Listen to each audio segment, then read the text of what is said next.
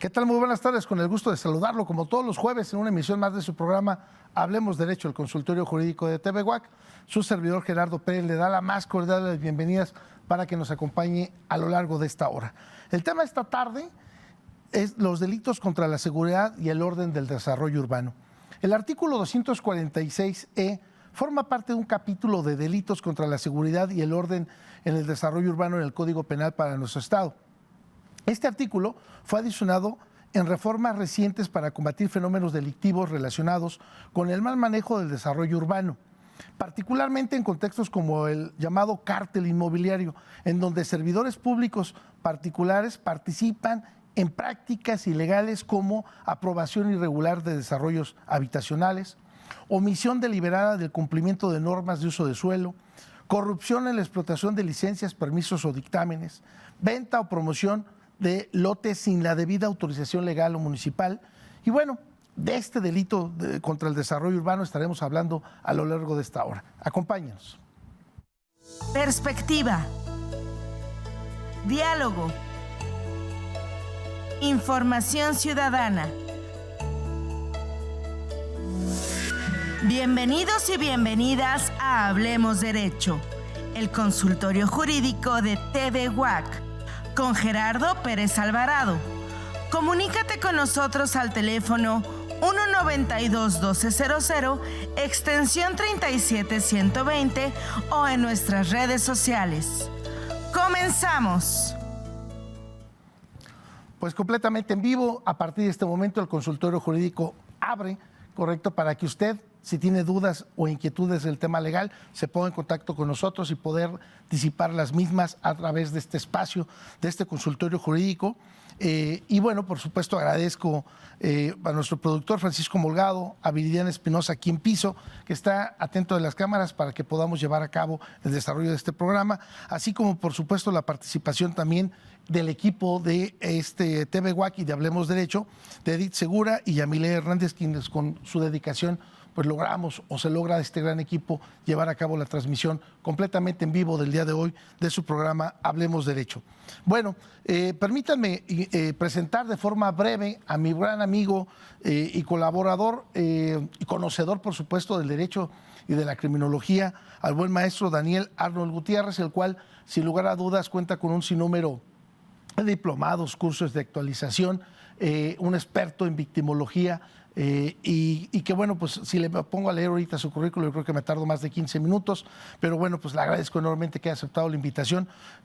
Maestro Daniel Arnold, muchísimas gracias, con más de 10 años de experiencia en el ámbito profesional de la criminología y criminalística, y al cual agradezco que haya aceptado la invitación. Estimado amigo y maestro, gracias por estar aquí presente. Doctor, encantado de poder estar aquí a acompañarlo. Y por supuesto, como usted lo ve ahorita en cámara, nos acompaña Claudia Manilla, a nuestro lado derecho, a su lado izquierdo de usted, y por supuesto Mario Ramírez, a mi lado izquierdo, al lado derecho también de su televisor, a los que me gustaría a mí que se pudieran presentar para hablar de este tema del delito de la seguridad y el orden del desarrollo urbano, para entrar en contexto con el tema. Claudia, bienvenida y muy buenas tardes, y gracias enormemente a ambos dos, Claudia y Mario, por confiar en este espacio universitario, por confiar en esta máxima casa de estudios, que es un foro universitario, neutral, y nuestro compromiso es llevar la voz también de la ciudadanía, como es el caso del día de hoy. Claudia, bienvenida y buenas tardes. Gracias, buenas tardes.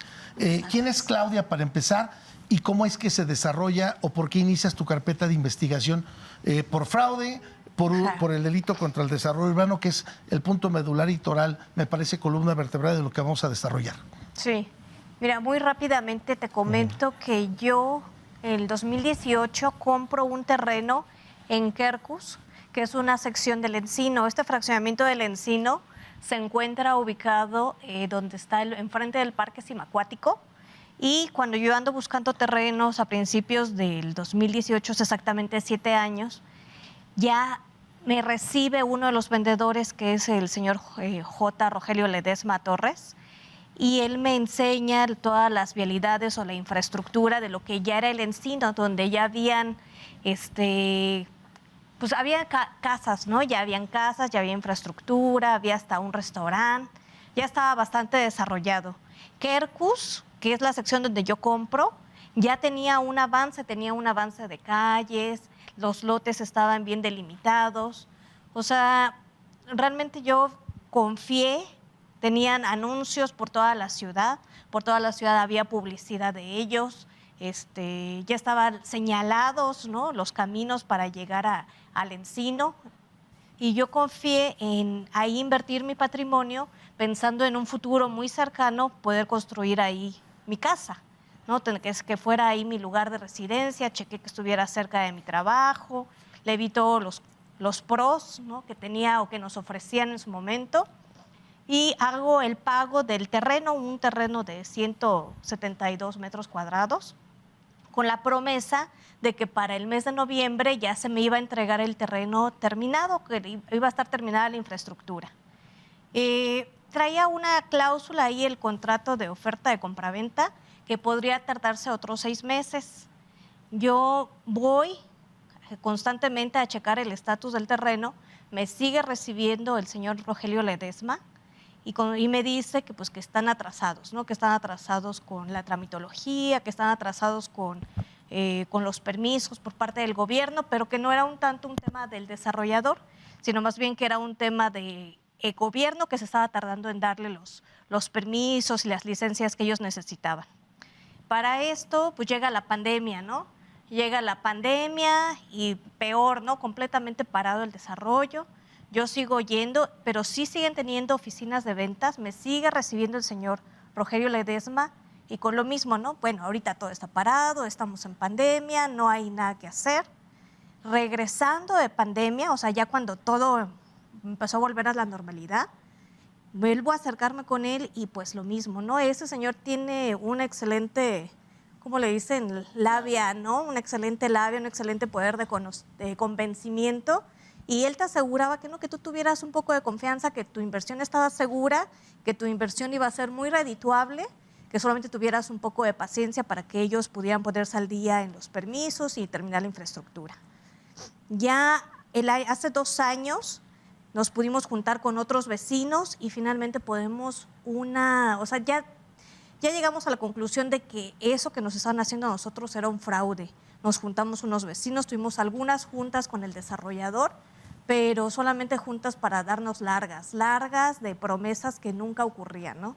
Largas prometiéndonos seguir con el desarrollo de la infraestructura que no se cumplían.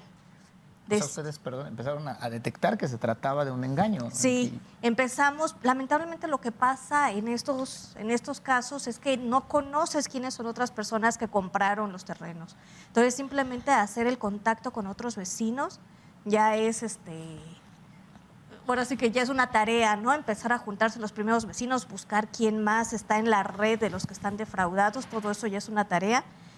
Ya juntándonos varios, teniendo juntas con el desarrollador, nos dimos cuenta que eso era un fraude, ¿no? Que lo que nos estaban haciendo nada más era darnos largas, y ya yo con otros compañeros y un abogado de los mismos vecinos, que es abogado penalista, ponemos o emitimos nuestra denuncia o nuestra querella penal, ¿sí?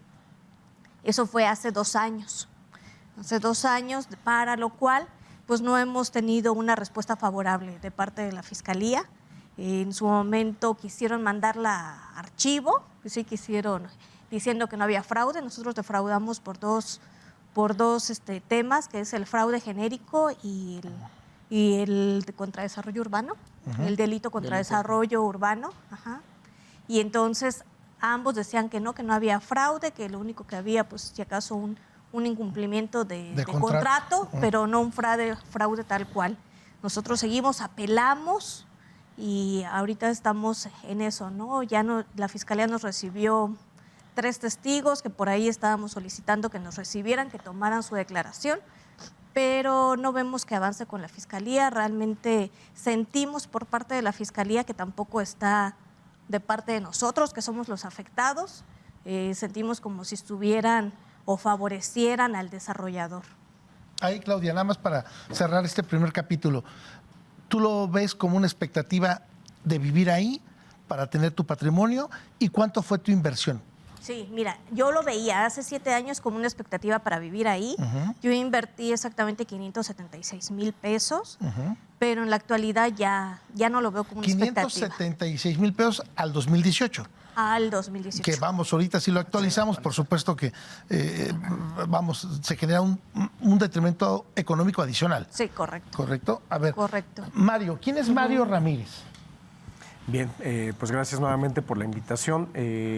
Yo me dedico al tema de consultoría en gestión de tecnología y transferencia de tecnología desde hace 20 años. Sin embargo, como yo soy ingeniero civil, tengo pues bastante conocimiento en esta rama porque también me desempeñé en evaluación y tengo estancias doctorales en finanzas, en la cual estuve justamente haciendo investigación en el tema de desarrollo inmobiliario, que es una de mis especialidades. Y voy a entrar más adelante a mi segunda rama de especialización. Y al igual que Claudia, yo compré en 2018 2 terrenos en el desarrollo denominado El Roble, que se ubica en el municipio de Colón, e igualmente parte de este grupo criminal que se llama Camelot, Grupo Desarrollador Camelot, que es el constructor y la entidad que pues defraudó a los vecinos o a los afectados del Encino y de Quercus en Huimilpan, que configuraron este nuevo desarrollo del Roble en Colón con una nueva entidad llamada Generación de Desarrollos Sustentables, que fue una figura que constituyeron con una participación del 50% del Grupo Camelot y el otro 50% pertenece a la señora Estela Sandoval Soto, que es una de las representantes legales, junto con su hermano José Martín Sandoval Soto, y hay otros 2 representantes legales importantes, José Luis Yáñez Piña, que muchos de ustedes han seguramente escuchado como el llamado jardinero del gobierno. Él tiene pues ya un historial bastante importante de actividades con incluso diversas administraciones del estado de Querétaro, porque ha sido un proveedor de infraestructura, sobre todo urbana, incluyendo carreteras, jardines, etcétera, tanto de asignación directa como pues a través de supuestas licitaciones de concurso. Yo llegué a este desarrollo porque, como les comentaba, pues digamos que yo soy un inversionista calificado por mi historial académico y por mi desempeño profesional. He administrado fondos inmobiliarios desde hace algunos años y pues tengo ese conocimiento para poder hacer la evaluación de estas inversiones. Vi diversos espectaculares en vías principales aquí en Querétaro, empecé el seguimiento, evalué también otros desarrollos de tipo habitacional, otros de tipo industrial, para tratar de diversificar un portafolio propio e incrementar mis ingresos, ¿no?, a través de estos vehículos con una tendencia más pasiva, digamos. Como parte del seguimiento fui a visitar el desarrollo del Encino, que como bien comentó Claudia, pues ya tenía un desarrollo importante, ya había gente viviendo ahí, había desarrollo de vialidades, el restaurante, se contaba con una casa club que se apreciaba en construcción. Entonces eso me generó esta confianza. Tenían pues mucha publicidad digital, publicidad física, ya les comentaba los espectaculares. Fui a conocer el desarrollo, evalué el master plan, me pareció bastante interesante, y también había un elemento adicional que yo creo que hacía muy importante el potencial desarrollo del proyecto, que era una plaza comercial incluso con la participación de Cinépolis, porque ustedes pues saben que el municipio de Colón pues tiene pues una falta de infraestructura pues muy básica para de este esa tipo comunidad. de recreaciones, sí. Ajá, bancos tampoco tienen, incluso tiempo después pues me comentaba este señor J. Rogelio Ledesma Torres, quien es el director comercial y una de las personas denunciadas en las carpetas, que pues ahí no tenían ni bancos y que pues para llegar al más cercano creo que se tenían que trasladar a Tequisquiapan o algo así. Entonces, bueno, se sigue dando esta confianza y hay un elemento adicional, digamos, la cereza del pastel, que fue el punto medular para convencer al público, que fue la promoción directa de los funcionarios. Hubo un evento que le llamaron de la colocación del primer tornillo, que contó con la participación de diversos funcionarios, entre ellos el otrora presidente municipal Alejandro Ochoa, que actualmente se encuentra en la cárcel por delitos contra el orden y desarrollo urbano. Estuvo gente de la Secretaría de Desarrollo Económico. Estuvo, por ejemplo, también el señor Marco Antonio del Prete III en ese evento de inauguración, titular de la CEDESU, y quien ha comentado en diversas notas que pues, la CEDESU nada tiene que ver en esto. Ahí estuvieron promoviendo la venta de estos lotes y la invitación pues muy puntual a la gente para que se fuera a mudar al municipio de Colón y para que la misma gente de Colón se viera beneficiada por esta infraestructura que iba a estar apareciendo ahí, como era el cine. Comentaban que iba a haber una escuela de fútbol, hospitales, o sea, una infraestructura bastante importante que iba también a ayudar, incluso, y señalan en los videos que se encuentran ahí en las redes, que eso iba a permitir que la afluencia vehicular hacia Querétaro disminuyera, porque estas personas pues ya no tendrían que venir hasta acá para tener acceso a esos servicios. Entonces así fue que yo compré esos terrenos. Estuve dando seguimiento, como comentó Claudia, pues daban ciertos avisos de ahí, ciertas actividades que se han detenido por el tema de la pandemia. Después yo me mudé a Estados Unidos para hacer una segunda estancia doctoral, en este caso ya con mi actividad principal, que es desarrollo de negocios, estrategia y emprendimiento. Me regreso a los 6 meses, pero me voy a la Ciudad de México justamente para atender un proyecto inmobiliario propio, y regreso hasta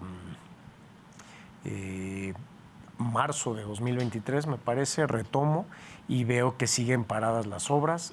Empiezo a tratar de tener acercamientos con pues los representantes legales, la gente de contabilidad, de finanzas, y siempre hubo una negativa. Entonces tardaron alrededor de 10 meses en poder sentarme con el señor Ledesma, solicité mi devolución, y nuevamente violaban ellos mismos los contratos de compraventa que ellos mismos redactaron, porque en una de las cláusulas dice que si bien se extendía solo por 6 meses, esa entrega inicial que yo tenía pactada para marzo de 2020, se podía extender sin necesidad de aviso 6 meses, pero a partir de ahí pues podía solicitar el dinero por incumplimiento de ellos.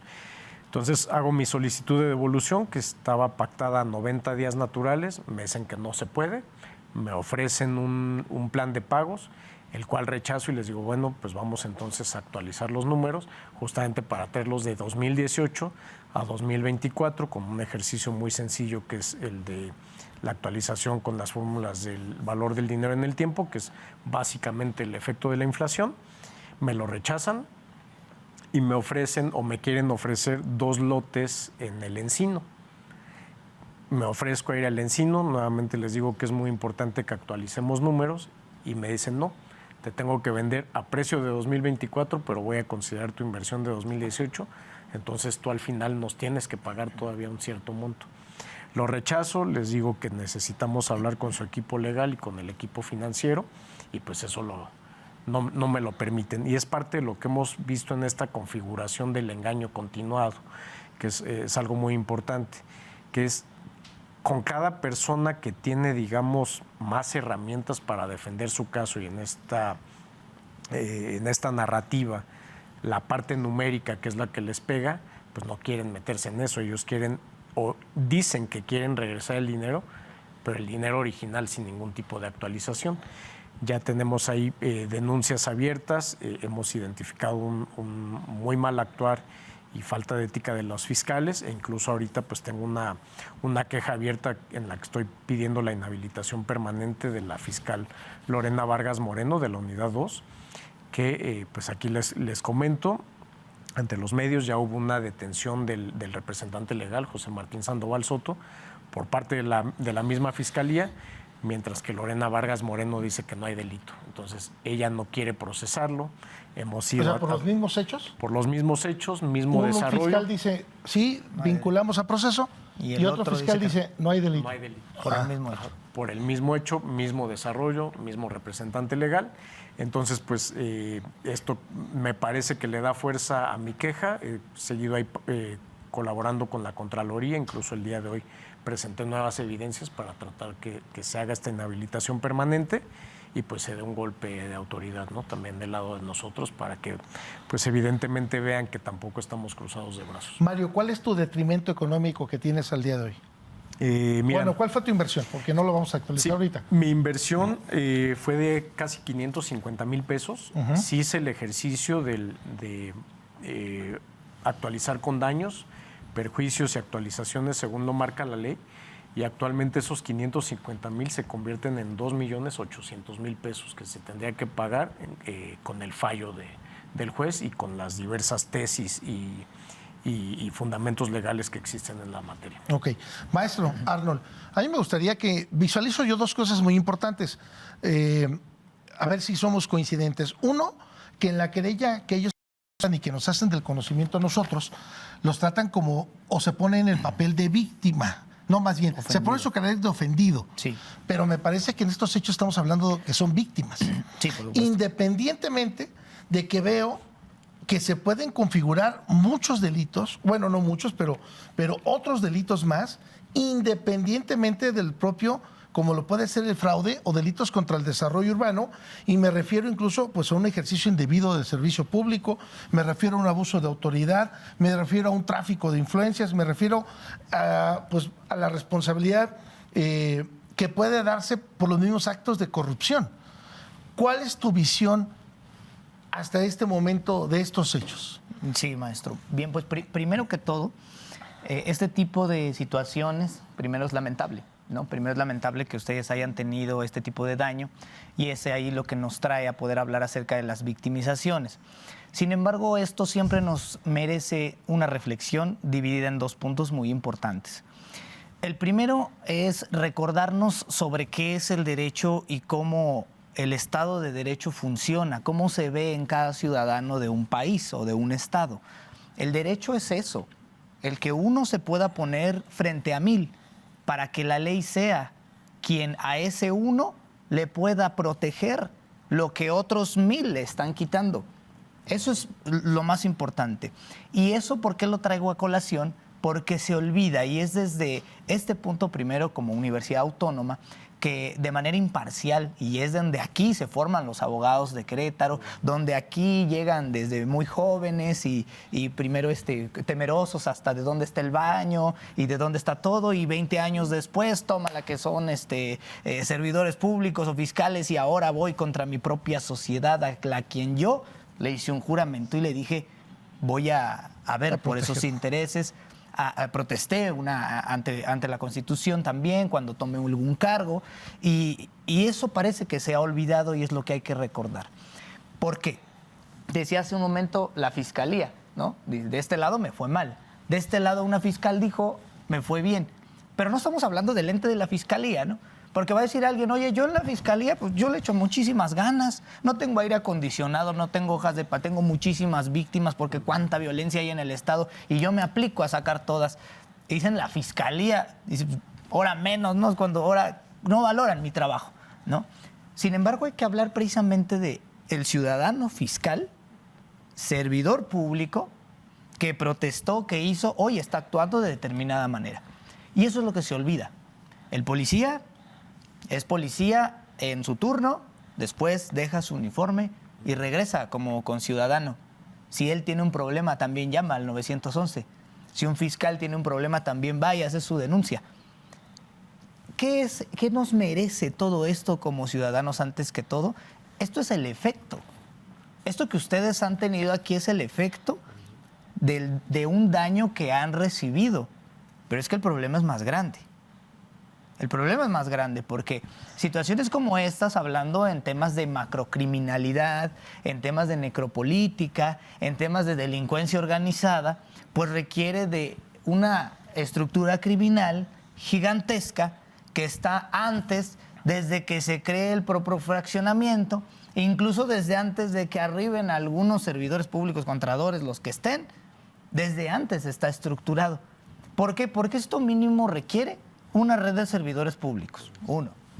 requiere de una persona moral o varias personas morales, requiere de apoderados legales de esas personas, requiere de representantes legales, requiere de 2, 3, 4, 5 bufetes de abogados en distintas materias, mercantil, civil, hasta agrario, porque esto tiene que ver también con los ejidos, ¿no? Muchas veces al ejido, y lo hemos visto en muchísimas partes del país, y hoy es un fenómeno que ya se está viniendo a Querétaro, ¿no? Ecatepec tiene ahí los 300 y la banda de los que despojan casas, y esto ya está avanzando. Y lo estamos viendo en los tribunales de justicia. Ya vemos que Huimilpan y Amealco empiezan con estos despojos, ¿no? Pero esto es una red. Es una red gigante que la colita de esa red empieza a transliterarse en daños que dice, pues es que a mí me hicieron un fraude porque yo llegué y pues es que esta organización criminal tenía hasta marketing. Porque también salió una señorita muy guapa y representó y me dio un par de agüitas y todo esto es parte de una propia estructura que está impactando a la sociedad, ¿no? Y entonces ustedes hacen las denuncias correspondientes y ahí es donde sí quiero ver un poco como tema sugerencia. Ustedes son víctimas, y no lo digo yo, lo dice la Ley General de Víctimas, ¿no? Y la Constitución Política de los Estados Unidos Mexicanos. Bueno, pero lo puntualizas tú como experto. Exactamente. A ver, ¿por qué son Para víctimas? que tengan este contexto. Exacto. Por dos razones muy importantes. A nivel fáctico científico son víctimas porque ustedes están recibiendo daños. Daños de carácter, primero patrimonial, daños psicológicos, daños emocionales, ¿sí? Daños a la estructura familiar que ustedes tienen ahorita porque les implica hacer una serie de esfuerzos, les implica que vivan con miedo, porque ustedes ya son conscientes de que esto es una estructura. Oye, y yo voy y toco la puerta del mismo que años antes tocaba mi puerta para regalarme un servilletero porque quería que yo votara por él, ¿no? Y ni escuché sus propuestas, ¿no? Es más, ni voté, ¿no? Y esto ahora es un proceso que yo estoy viviendo, ¿no? Entonces, tienen un daño, el daño está ahí de manera fáctica y consecuentemente la ley dice, pues tú eres víctima, la persona a la que ha recibido un daño. Y el daño es independiente si se acredita o no un tipo penal. Y usted tiene ventajas como víctima que aquí como ofendido no tendría. Porque ahí la Ley General de Víctimas le dice, a las víctimas tienen derecho a esto y a esto y a esto y a esto. Empezando, maestro, Empezando por ahí. por una reparación del daño integral, que es lo que usted comentaba, que no lo tendría como ofendido, como está ahí, sino como víctima. Exactamente. Entonces, aquí el hecho victimizante es grande y de ese hecho victimizante que se tiene que estudiar salen distintas actividades ilícitas. Salen por omisión, por comisión, porque facilitan, porque encubren, etcétera.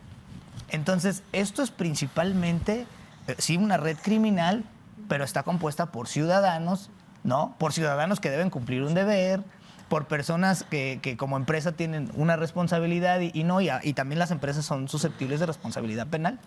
Eso también está en el Código Nacional de Procedimientos y también es parte de esto, ¿no? Y segundo, por ejemplo, aquí yo como sugerencia se los digo, ¿no? Dice que presento mi formal querella por los hechos que considero salvo su experta opinión. Si yo le digo a eso a una persona que no me quiere recibir la denuncia, porque dice, no, pues es que esto es un mega fraude, yo con quién me voy a meter.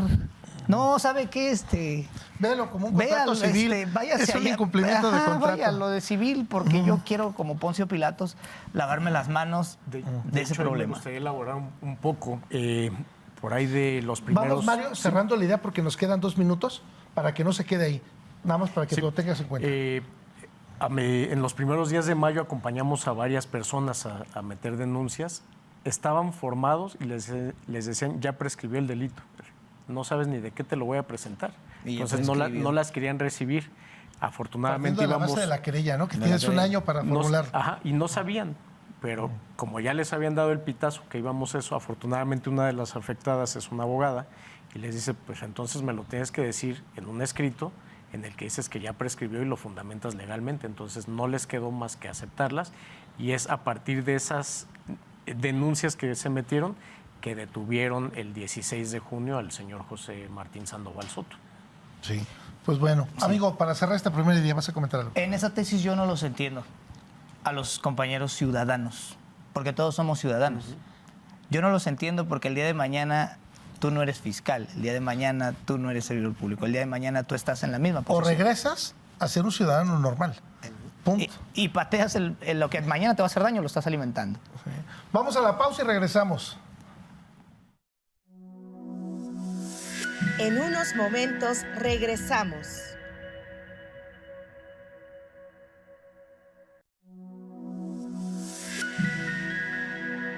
Continuamos.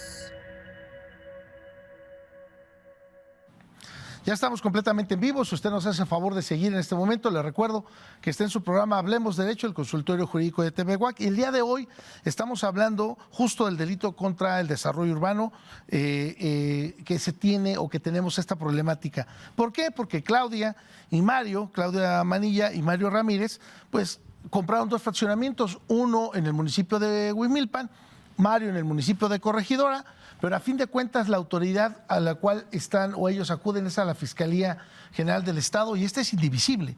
No quiere decir que es más importante el fiscal de Colón o el fiscal de Huimilpan o que aquí en Querétaro sea más relevante que los municipios. La unidad de la Fiscalía es indivisible. Y lo que es importante puntualizar para usted, que ponga atención en dónde va a comprar, si pretende pues invertir su dinero, porque estamos hablando que ellos hacen una inversión superior a los 500,000 pesos desde el 2018 a la fecha, que no han podido habitar, ni siquiera pueden construir el terreno que les prometieron. Y estamos hablando de una aprobación irregular de este desarrollo habitacional. Estamos hablando de una omisión deliberada del cumplimiento de normas como es el cambio de uso de suelo, que no lo tienen. Estamos hablando de la explotación o de falta de licencias, permisos o dictámenes. Y que esto es una tarea del municipio y que es un gran compromiso porque no nada más son 3 años que tienen en cargo, sino después que sigue cuando dejas el cargo. Vuelves a ser ciudadano, amigo, como tú lo comentabas, y ¿dónde queda ese daño? O sea, a fin de cuentas hay una figura, alguien que autorizó y por supuesto la venta de lotes sin las autorizaciones tanto municipales como estatales. Punto. Hasta ahí con todas las autoridades. Y de ahí me gustaría, por supuesto, si ustedes me lo permiten, darle lectura a las preguntas que muy amablemente usted nos hace favor de ponerse en contacto a través de la página de Hablemos Derecho. Nos comenta, ¿saben si contaban con licencia o permisos? ¿Sí tienen conocimiento de eso? Bueno, ¿presentaron ustedes alguna denuncia o queja ante la autoridad municipal o estatal? ¿De qué manera les ha afectado personalmente este problema? Muy buenas tardes, felicito el programa. ¿Qué respuesta han tenido de las autoridades? Y nos pregunta Celina algo muy, muy importante, estimado maestro Arnold, que me gustaría que vayamos, ahorita escuchamos tanto a Claudia como a Mario, pero que podamos irlo cerrando con estas ideas que muy atinadamente, muy puntual realizas. Definitivamente, como lo alude el maestro Arnold, es una red de delincuentes. Mi pregunta es, ¿saben de algún asunto donde las víctimas hayan ganado este tipo de juicios, ya sea por la vía penal o civil? También es excelente que se hable de estos temas en los medios, para que las personas seamos más cuidadosos al comprar un inmueble con este tipo de desarrolladores inmobiliarios. La pregunta es, ¿cómo puede una persona normal saber si están adquiriendo un inmueble con una desarrolladora legal o segura? Claudia. Pues mira, yo te puedo decir, cuando nosotros empezamos a unirnos como ciudadanos afectados, se nos han acercado personas de diferentes desarrollos. Entonces, lo que nos hemos dado cuenta es que esto es una forma, o sea, la forma en que pasa este fraude es ya como un patrón. No solamente como lo está pasando en Colón, como me pasó a mí en Huimilpan, hay otros compañeros de otros fraccionamientos en Corregidora. ¿Nos puedes puntualizar, por favor? Sí. Por favor, para estar atentos. Sí. Para no comprar. Para no comprar, sí. Por ejemplo, de aquí, pues es el encino. De Colón es el roble. También hay otros desarrollos que se llama Subnit, hay otro que se llama Airos, Mairos, también que están en Corregidora. Esos desarrollos tienen el mismo patrón. ¿Qué es lo que está pasando aquí? Aquí están involucrados, como tú dices, esto, y como lo comentan alguien ahí que lo estaba comentando en el chat, esto es un grupo donde están involucrados tanto los funcionarios, prestanombres y fiscalías. Están todos involucrados para hacer que el ciudadano común, ¿sí?, invierta, y cuando se dé cuenta de que esto es un fraude y levante su queja ante la Fiscalía, su demanda ya sea penal, ya sea una demanda administrativa, se desgaste con el tiempo, no tenga ninguna resolución, no tiene apoyo pues ni de las autoridades, Acceso a la justicia, lo que no hablamos. tiene acceso a la justicia. Entonces, eso es lo que nos ha pasado a nosotros, que hay compañeros que han levantado demandas tanto legales como administrativas, y por ejemplo, sí pasa, ¿no? Te dan el fallo de que sí, que efectivamente tiene que reparar el daño económico, ¿no? Y les tienen que regresar el daño. Pero aparentemente, sí, el dinero, les tienen que regresar el dinero invertido. Pero aparentemente estos representantes de estas desarrolladoras están ilocalizables. Entonces, las fiscalías nunca lo pueden localizarlos. Y entonces, si no pueden localizarlos, pues ¿cómo te regresan el dinero, no? ¿Cómo los detienen para Sí. complementar una orden de aprehensión que puede estar Exactamente. vigente? Mario, perdón. Perdón, hay un punto muy importante. Decía, tienen patrones comunes. Es lo que Tienen nosotros patrones llamamos comunes. un modus operandi. Sí, es un modus el operandi. mismo modus operandi. Y, Sí. y ahora, en ese sentido, sí cabe precisar que dice, quizás no hay una red de fiscales. No es que hay una red de fiscales. Muchas veces es que el fiscal ciudadano dice, oye, esto es gigante, esto es más grande que yo. Yo no voy a enfrentar esto. ¿Por qué? Porque el fiscal es quien tiene que hacer actos de investigación, quien tiene que formular, hacer una imputación, quien tiene que en un momento dado hacer una acusación ante un tribunal de personajes que dicen, oye, esto hay mucho dinero, y donde hay dinero hay cosas muy fuertes, y yo no quiero eso. Y entonces hay una apatía psicosocial ahí, un problema de responsabilidad social e incluso de su deber como fiscal, el que protestó, que le da miedo y dice, ahí luego lo vemos. Y del otro lado, dicen, allá ese fiscal sí tuvo el valor civil, la entereza moral y el compromiso social de sí iniciar una carpeta, de sí solicitar una orden de aprehensión, de sí hacer actos de investigación y demás. Y eso sí es muy importante, ¿no? Decir que no es la fiscalía, porque no es la institución no existe. La institución no existe, es una figura, es ficticio, pues. Son personajes, son ciudadanos los que atienden, son jueces, son personas los que deciden, son investigadores los que van y van por la persona. Somos personas los que estamos operando esto, somos ciudadanos. Y hoy somos fiscales, mañana no. Y a veces no piensan estos servidores públicos o contralores o del municipio, el día de mañana ya no vas a estar ahí y te va a caer un problema. Y luego por eso viene Estados Unidos y los pide y se los tienes que mandar porque pasan estas cosas. Entonces dices, no, a mí no me va a pasar, a mí me va a proteger el que me lo ordenó. No va a pasar. A ti te van a atorar, como dicen, a ti te van a presentar y tú eres ahora vas a pagar los platos rotos de eso que usted firmó.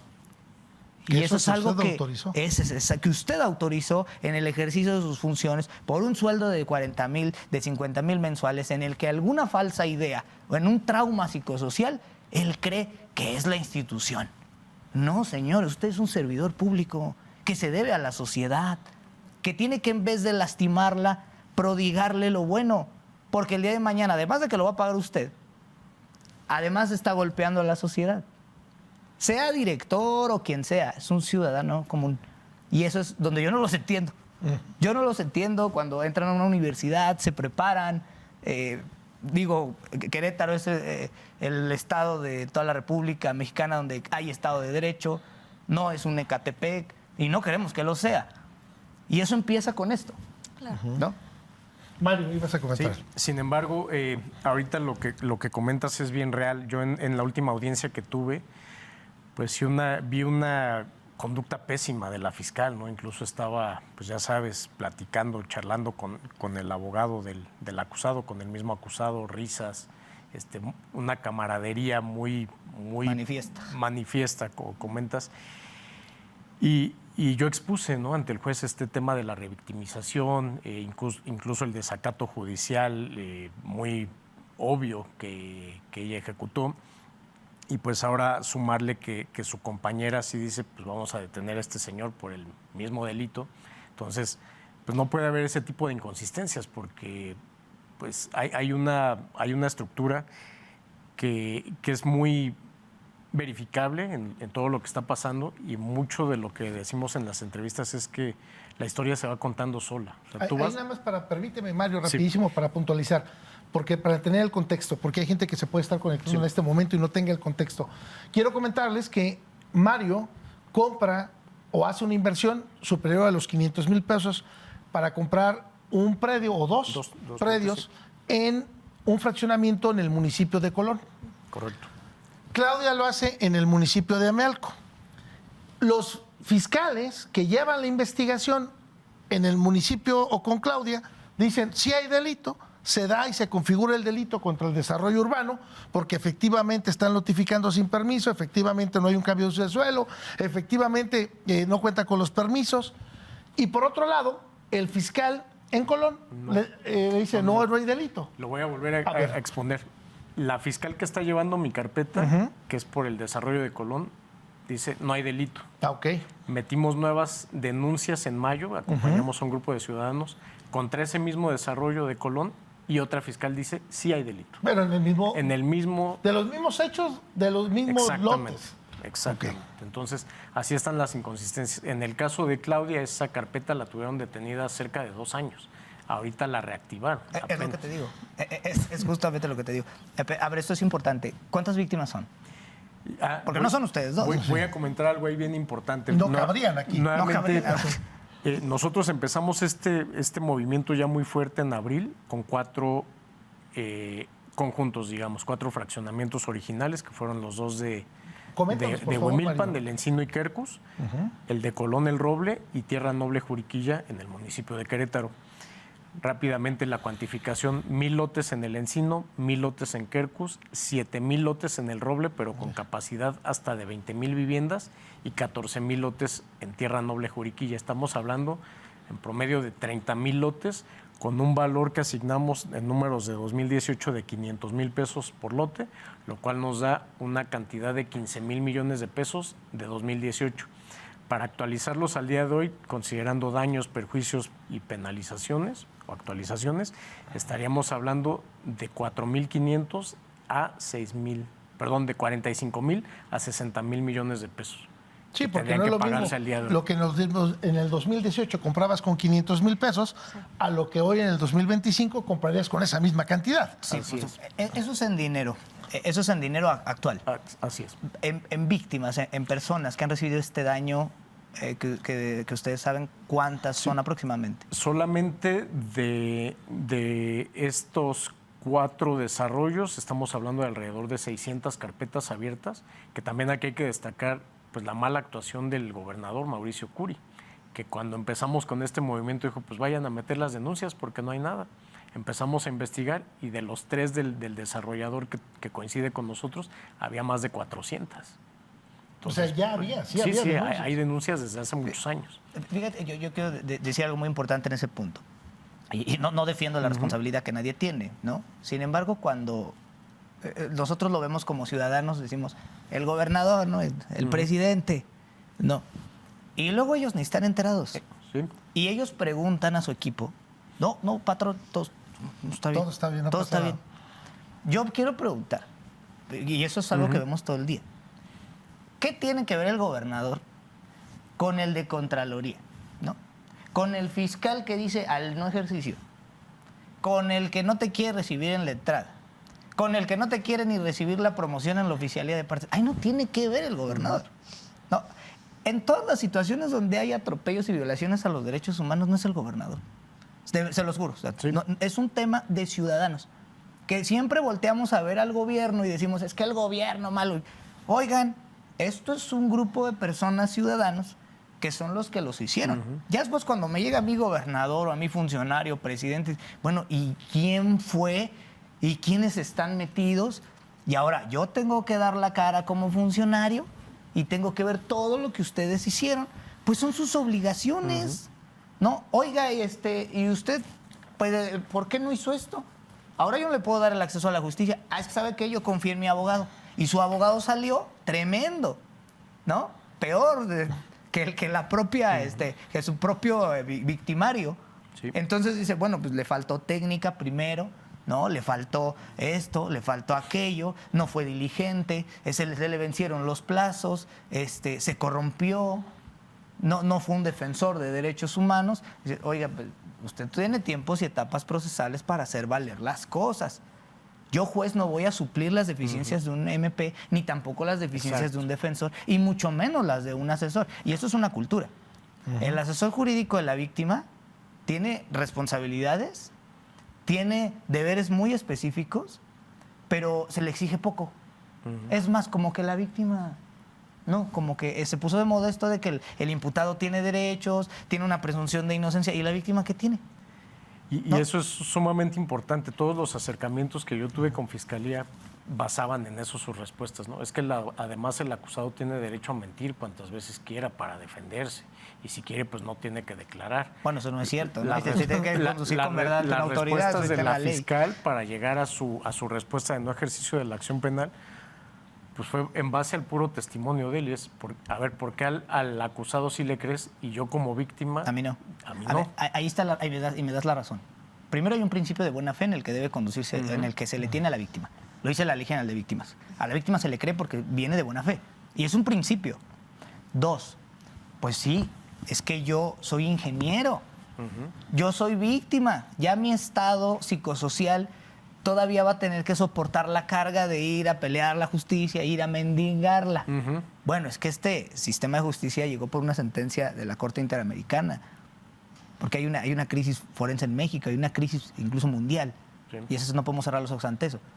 Entonces, la pregunta ahí es, ¿dónde está el asesor que usted lleva que dice, a ver, ¿qué le digo a este Ministerio Público? Yo no sé si lo que me está diciendo es verdad y me intimida y yo desde que entro como víctima y salgo como que a lo mejor me van a detener. ¿Y dónde está mi asesor, mi defensor de derechos humanos? Ahí le falta proactividad a su abogado. Decirle, abogado, haz valer que no es cierto. Haz valer esos artículos. Defiéndeme, por favor. Representa los altos intereses de la víctima que soy yo. Y ahí no tiene nada que ver el fiscal. Porque ¿no? en la control de derechos que usted solicita, Mario, que nos comentó hace ratito, pues a fin de cuentas usted me dice, yo lo comenté, yo le dije, pero entonces ¿dónde está su asesor? Porque yo inicié con un asesor privado. Evidentemente, pues mis recursos no iban a dar para la defensa y eso es lo que le está pasando a muchísima de la gente. No tengo para pagar a un abogado. Si ya perdí patrimonio, Ese es otro. ¿cuánto tiempo El nos acceso vamos a a la llevar? justicia, ese es otro. Entonces, digo, yo en este proceso, pues he estado aprendiendo de la parte legal, ¿no? Y estudiando poco a poco las Sí, leyes.